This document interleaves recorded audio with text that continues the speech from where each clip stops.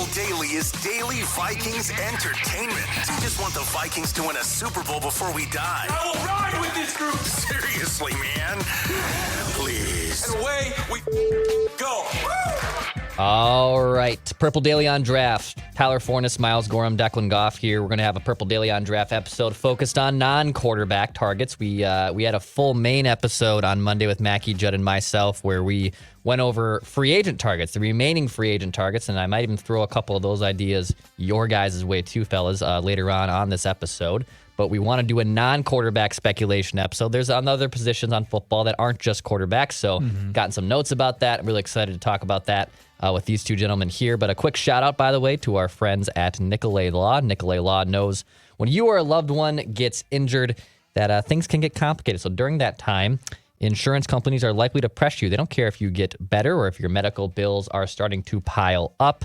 They have seen every play the insurance companies have make, and they go the whole 10 yards, 9 yards to get you the compensation you deserve. So if you've been injured, get Minnesota's loyal, award-winning lawyers. That's Nicolay Law. Go to nicolaylaw.com or give them a call at 1-855-NICOLAY.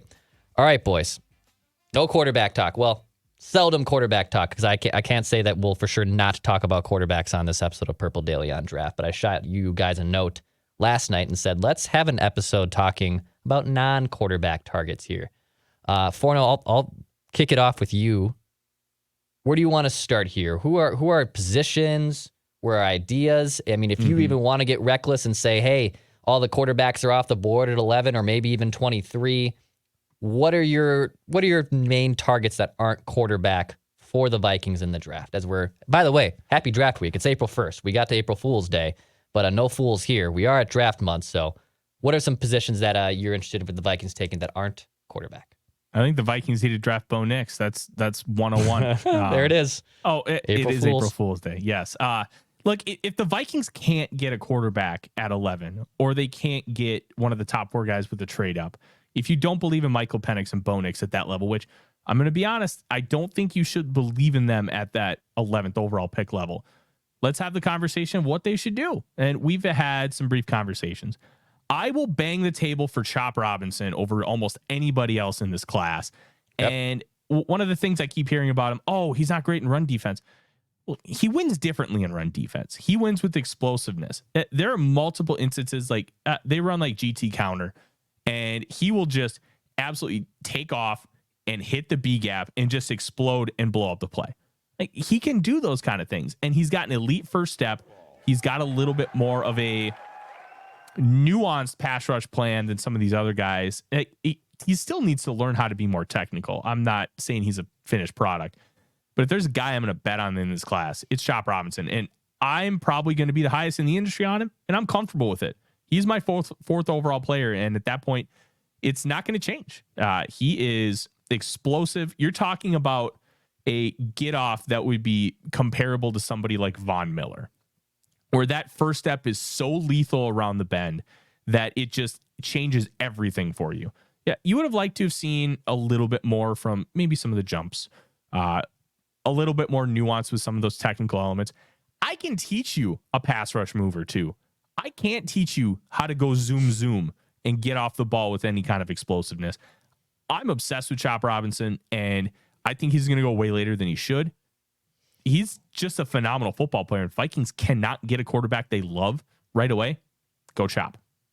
Miles, is there a case that, hey, if they're not able to get the quarterback, that they just build up like a super defense for Brian Flores? I mean, look, I don't feel great about Sam Darnold or a quarterback room of Darnold, Mullins, or Jaron Hall rolling in for 2024, but is there a case that like basically this super defense, this defense can be rebuilt overnight if like they stack up these picks like Chop Robinson and others with early defensive picks in the draft?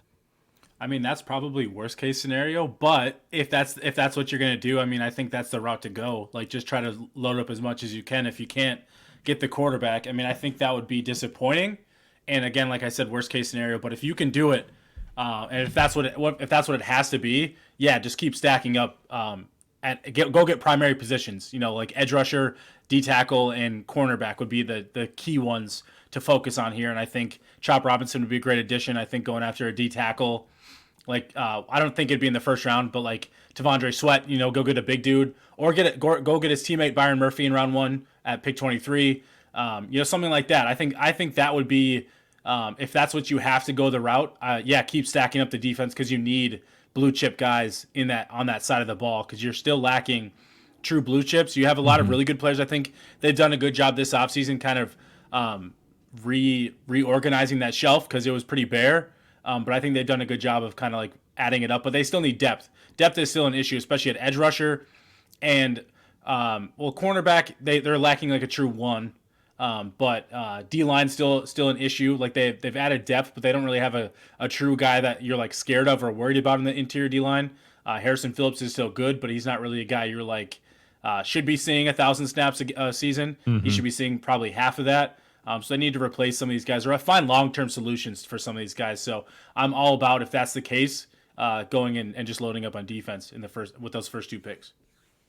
Does Xavier Howard do anything for you guys? He's a remaining cornerback free agent. Judd threw that name out on the main episode of Purple Daily. Would you rather Miles them go after Xavier Howard, or would you rather them like take a shot at another rookie cornerback in the draft? Well, I feel like if Howard was an option for them, they would have already done it. I think that's what Shaq Griffin did, was kind of, they wanted to add a veteran to the room. Besides Byron Murphy, they wanted to add another veteran to the room. And I think at his price point and kind of what they're asking him to be, I think Shaq Griffin kind of fit what they were looking for. I'm not saying Xavier Howard wouldn't have been that guy, but he might be looking for more money. I don't know what the situation is. I don't know what his medicals look like, but for what the Vikings were probably willing to commit to that position, besides L'Jarius Sneed, which it sounds like they were in on, if they're not going to go get a true number 1, I think going to get another veteran. I think Shaq Griffin was kind of that guy. I don't really see Howard, unless an injury happens or a trade happens where they trade away an Andrew Booth or a Caleb Evans, which I don't see happening. But I mean, we've seen crazier things happen nowadays. I mean, the NFL's kind of trade crazy now. And if that were to happen, then maybe that'd be a possibility where you go get a Xavier Howard. Does he do anything for you, Forno? Are his knees 10 years younger? Yeah. No, that I'm not saying that to meme. I'm saying that because there are real issues with his knees and the longevity. Like, he looks washed. And you never want to say that about a player, but when you're talking about bringing a guy in, if the guy doesn't have quality enough knees to play football and thrive in man coverage, and let's just be real, Xavier Howard was more of a sticky guy. He is not somebody that has speed. I think he ran a 4.6 coming out. That's going to die really, really fast when your knees start to go. So I would be out on him. And if there's anybody who's going to know a lot about some of the medical history with Howard, it's going to be Flores. So kind of piggybacking off of what Miles said, if the Vikings haven't explored that now, they probably aren't going to do that. So what about offensive line? I know they're kind of set here on maybe it's Blake Brandel as your starting guard, which I don't feel great about. Is offensive line, Forno, a target for you? Do you want to see them draft a guard maybe like on day 3, or maybe they find a way to sneak in towards the back end of day 2? Is offensive line interior specifically, is that still a target? And I guess what type of guys, not to completely put you on the spot at like pick 90 or 115 or so, but what type of guys do you think that they could go after that are offensive linemen in the draft? I think you have to probably come out of this draft with 2 offensive linemen.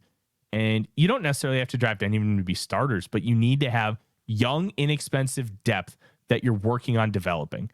And a couple guys I really like. One guy who's interesting that I think could maybe slide into guard, but he's also an abnormal body type for guard, is Houston's Patrick Paul. That with 36.5-inch arms, Declan, his arms are as long as you. Like, this dude is, he's basically like Victory Bell with how long those arms are. It's just nuts. But he put up 30 bench press reps.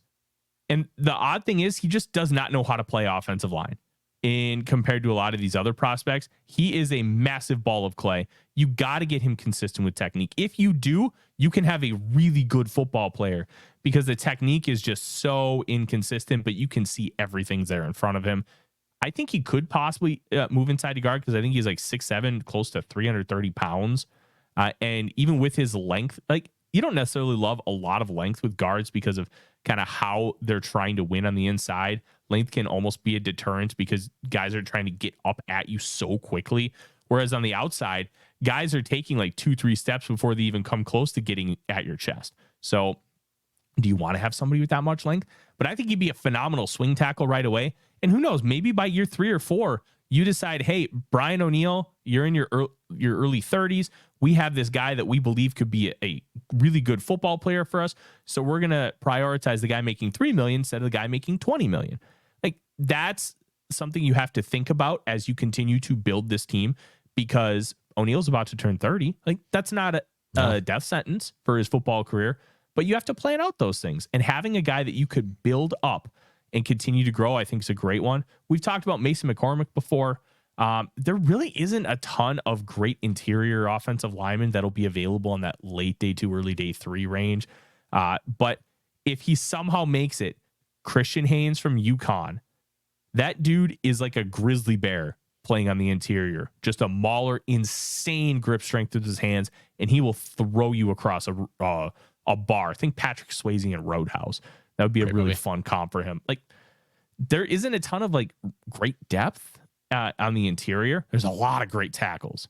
Some of those tackles you can move inside, but I think they got to try and find 2 guys that they like and use those guys as developmental pieces. Plus, you have them to like be inexpensive depth. Miles, would you rather see them try to address their offensive line? Maybe they find a starting guard on day 3 of the draft, or would you rather see them maybe find that third wide receiver to maybe pair with JJ and Jordan Addison? I feel like those 2 positions on top of cornerback, which we just talked about, I feel like those are still like positions that they have not addressed, and they definitely still need more depth there or more solidified answers there before they start the season. Yeah, I mean, I think those 2 4th-round picks should be earmarked for like your offensive line and wide receiver, however order, depending on the guys that are there. But I view this as obviously it's a really deep wide receiver class. I think you need to come out of this draft with at least 1 wide receiver in the middle rounds, because you need that depth. You need that future depth as well. It's not just about, I think people look at immediate needs as like always like focusing on immediate needs, but like, yes, you need wide receiver depth and O-line depth, but you also need it for the future. Kind of like Forno was saying in terms of like cost control. I think cost-controlled rookies and rookie contracts are obviously huge. And I think if you can have guys that develop behind the scenes, they might not get a lot of reps early, but they're guys that you could develop long-term that could take over for like a Brandon Powell in 2025, for example. Or, you know, if Blake Brandel is a starter in left guard, which I hope there's just more there, because it's just so hard to trust him as like your day 1 starter, but we don't know what their plan is. Having guys that you can have develop behind the scenes and have future potential starters is huge for me. So I want both, if I'm being honest, but I'm always a receiver guy. Give me the receiver. Go get me like another playmaker. I think that's just always going to help your young. If they go rookie quarterback, you know, in the first round, go help him and add another guy for him. I think you're helping him by adding an O-lineman and a receiver. But I'm always like, go get a weapon. And I just think it's always an important piece. And we saw last year when JJ was out for like 7-8 games, you need that depth. You need depth at receiver, especially in this offense. They use a lot of 11 personnel. They roll out a lot of 3-4 receiver sets at times. And so having that guy to really be a whether it's a bigger outside receiver or a guy that plays more in the slot, I think they can kind of mix and match how they want to. So I don't think it has to be like a specific archetype, but I think they need to add another third guy. And for me, like a guy like Jacob Cowing would be in that middle round from Arizona. Malik Washington from Virginia, I don't know where he's going to go, but like those guys kind of give me the like Elijah Moore, Zay Flowers types, where they're kind of like the slot receivers. They can kind of play a little bit of outside inside, but I think they're primarily going to be like your gadget guys that can win on the inside a little bit more, but win downfield a little bit too. And I think this offense could really use a guy like that, kind of in that similar vein of like what you have in Brandon Powell. I just think a little bit more with more upside. Forno, is there a chance that like towards the end of the day 3 of the draft, because Hawkinson's injured and Josh Oliver is a good blocking tight end and Johnny Munt is the best third tight end in football, I should say. Is there any chance they draft a tight end, or they just kind of weather the storm though until Hawkinson's will be able to come back from his big knee surgery? Tight end's a weird position because if you draft a tight end, you're probably not getting really good production out of him for 2, 3, or 4 years. And there's a adage in the scouting community that you're drafting a tight end for their next team. Like, look at all the tight ends that change teams and then start really blossoming and having success. There's quite a few of them. Darren Waller, Delaney Walker, the list goes on and on and on. And you're not necessarily talking about like super high end guys, but TJ Hawkinson didn't really start having a lot of success till he got to Minnesota. Yeah. It takes a lot of time to really develop at the tight end position because you're being asked to be an offensive tackle and a wide receiver, two completely different things. We talked about Andre Carter coming out last year. Andre Carter was a football player who was asked to basically train as a distance runner because Army and cadet training is severely different and counterintuitive to football training, which is why he was viewed as such a project. So I would not expect the Vikings to take a tight end to help out this season.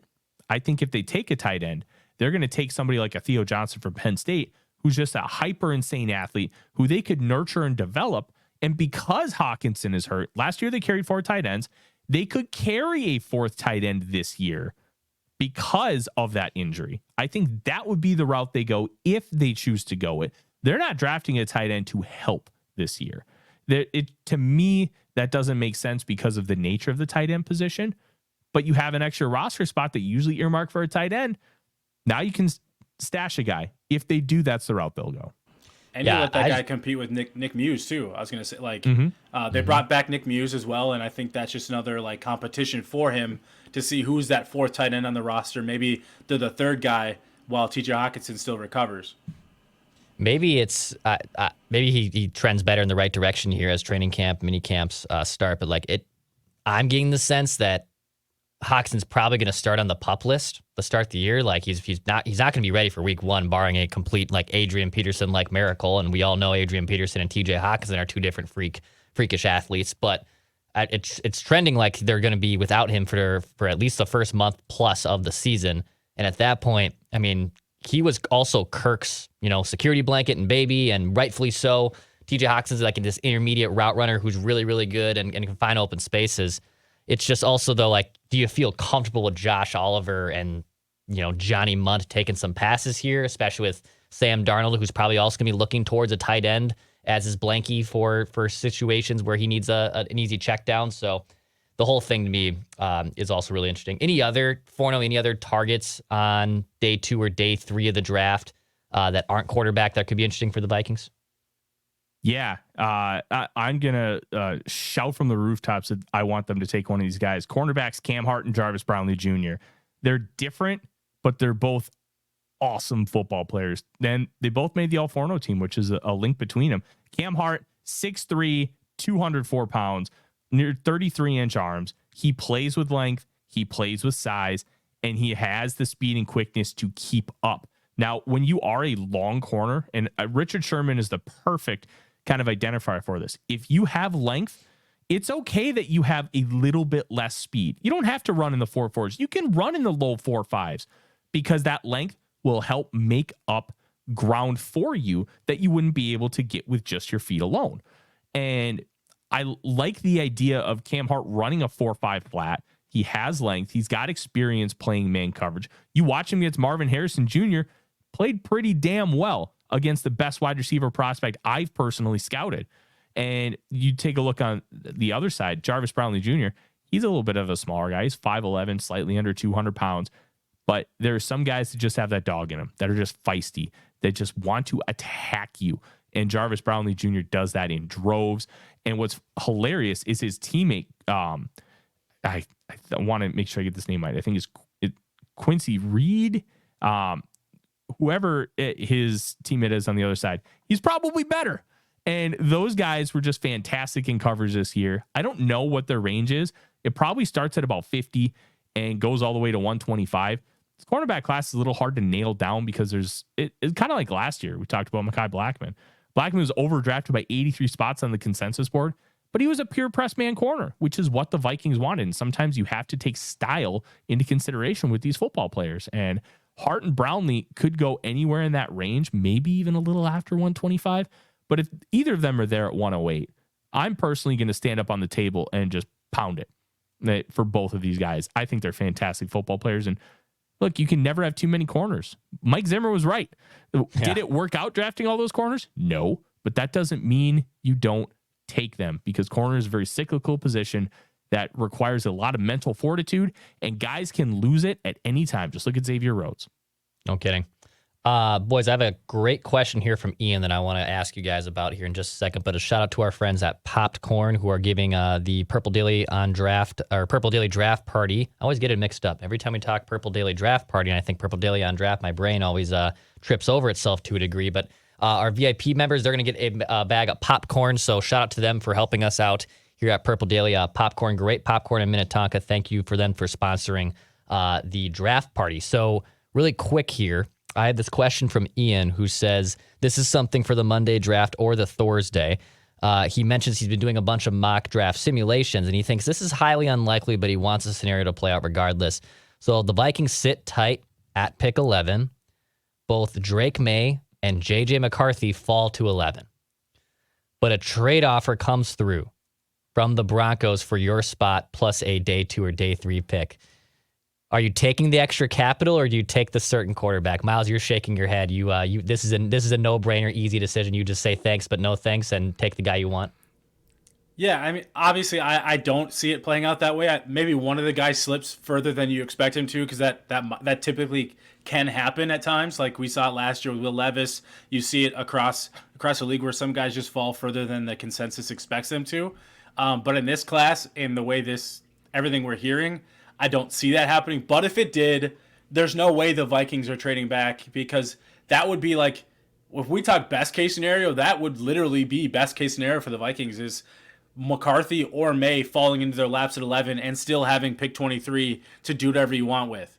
So I just don't see them being like, oh yeah, well, unless they're okay with moving back one spot and taking the other guy. Like if that's the case, sure. Like let's have that conversation. I'm okay having that conversation, but I think the Vikings would rather have their pick between the two guys and get to make the decision of the guy that they lean more, like who they like more. And in that scenario, it'd be hard to want to move off of it, that guy, just because of an extra day 2 pick, which is always nice to have. But I'd rather have them get the guy that they prefer, and so don't let that be a scenario where you get swayed because of an extra day 2 pick.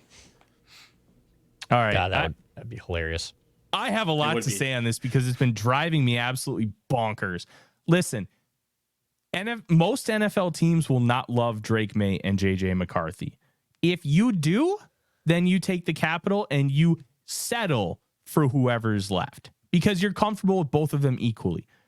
I can almost guarantee you that the Vikings will not be equal on both Drake May and J.J. McCarthy. No way. You take your guy and you do whatever it takes to get your guy. If you identify Jaden Daniels as your guy, you move heaven and earth to go get him. If it's Drake May, you do the same thing. If it's J.J. McCarthy, likewise. The difference is you might be able to pay less for McCarthy because he might be available at 5. Drake May and Jaden Daniels probably aren't falling past 3. So if you really believe this guy is the guy, then you go get him. Not everybody is going to view it the way draft analysts do, because draft analysts have things mostly on the same plane. You're not necessarily looking team focused, which is what we do here. We're looking team focused. So if you believe all 4 of these quarterbacks fall in the same bucket, where I believe they're going to be top level starters in the NFL, you might feel comfortable waiting. But we're also in a position where we don't have these in-person interviews. We don't have these private workouts. We don't have all these extra data points that these teams have. So the idea that they just need to wait for a quarterback to fall to them, to me, is lunacy, because it just doesn't work that way in the NFL. If you believe that they're in the same bucket, that's great. But if you believe that this is my guy and I need to get this guy, which I can almost guarantee you, Kevin O'Connell has a guy. He may be comfortable with 2 or 3, but he has a guy. And whoever that guy is, they need to move heaven and earth to go get him. And being able to settle for a quarterback, do you really want the Vikings to settle for a quarterback? They've been settling at quarterback for 35 years. My entire life has been settling at quarterback. It's been the Warren Moons. No, don't get me wrong. I love Warren Moon. It's the Sean Salisburys. It's the Brad Johnsons. It's infuriating. Just go get your guy and don't think twice about it. Prioritize it. Whoever it is, just go attack it. And you know what? I'll trust Kevin O'Connell to make that decision. But and I feel bad because, Ian, I think it's a fair question considering all the talk about trades. But the idea that they should just let a guy fall to them and just take one is NFL draft analyst talk. It is not how teams think. Yeah, you let a wide receiver fall to you. You don't let a quarterback. You attack. Or in that That's all I have to say situation, about you're Good for you, Forno. right. Or in that situation, you trade back off of it if it fell in your lap. Like, I love the question because I do love like the different hypotheticals because I do think we do think so binary in the draft. Like this has to happen, this has to happen, this has to happen, and there's no fluidity. And then the draft's gonna come, and you're gonna be like, oh man, this team traded or this team did that, and we had no idea that was gonna happen. Like, so I do love the talkers, because I think it's a fair point to make. Because you never know what the scenario is going to happen, but I'm with Forno in that, like, go get your guy and don't like risk anything. Just go get him and let's move forward with our potential franchise quarterback. And the first time in franchise history, getting a guy in the top 10 because they've never done it. I just once in my life want them to be aggressively like go get a guy that like, yeah, maybe it's not the first guy, the second guy. Just go get that guy that you have conviction about and rally around him and let him be your guy for the next, hopefully, decade plus. Yeah, like if you get a second round pick and let's say Drake May goes to Denver and you take JJ McCarthy and Drake May becomes a top 5 quarterback, can you imagine how infuriating this fan base would be that seeing Drake May, the guy you could have had, but no, you had to get a second round pick. Oh, you know what? So pissed. They don't even have a second round pick. Yeah, if the Vikings just took their quarterback and were wrong, you know what? Yeah. At least they took their shot and they didn't 100%. just let's let Mama Bear and Papa Bear eat all their porridge and then maybe I'll get some leftovers. No, just go get your guy. I Go do eat your love the damn scenario, porridge. right? I do love the scenario of like obviously a guy falling in your lap, but again, as we've seen, I just don't think the Raiders or the Broncos or obviously the Vikings would let that happen. Like, there's just no way. Not in a draft like this where I would say the top 4 guys are really strongly considered top 10 picks. I don't think that's a question anymore. It really seems like a damn near certainty. I love that we spent 90% of this episode talking about non-quarterbacks, but easily the most spirited of the entire show was the last 5 minutes talking about the hilarious predicaments that Vikings fans find themselves in when it comes to drafting the next quarterback. Yeah, we're like 3 weeks away from the Purple Daily draft party. Got it right this time at the Fillmore, Minneapolis. Miles and Forno are going to be there as well with Mackie Judd and myself. Thor Nystrom will be there. We're expecting a sold-out spot. We have some limited tickets available on Wednesday. Just a very small amount of VIP tickets because we want everyone to kind of have a nice experience there. So we're really excited. We're a few weeks away. So any other last draft questions you want to throw our way before the draft happens, by all means, hit us up. We will gladly answer them because then once that's over, we're going to be breaking down draft picks for basically the next 3 or 4 months. And then mini camps start and we get observations from there. So plenty of great stuff to get into on Purple Daily on Draft. We are jacked. Hit that subscribe button for daily Vikings entertainment. This has been Purple Daily on Draft.